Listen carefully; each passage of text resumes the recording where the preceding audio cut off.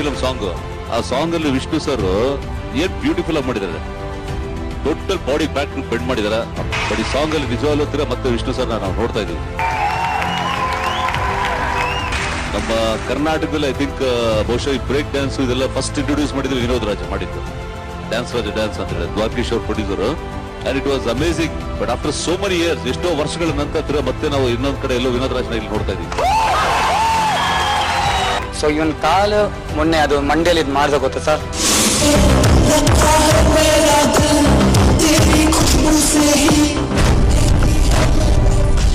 Next days full plaster ಆಗಿ ಬಂದಿದ್ದ ಕ್ಲಾಸಿಗೆ.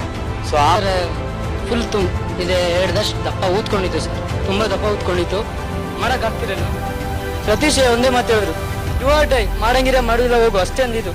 ಸೊ ಅದಕ್ಕೋಸ್ಕರ ಸ್ಪಾಟಲ್ಲಿ ರಿಮೂವ್ ಮಾಡಿ ಪೇನ್ ಕಿಲ್ಲರ್ ಇಂಜೆಕ್ಷನ್ ತಗೊಂಡು ಬಂದು ಪರ್ಫಾರ್ಮೆನ್ಸ್ ಮಾಡ್ತಿದ್ದೀನಿ.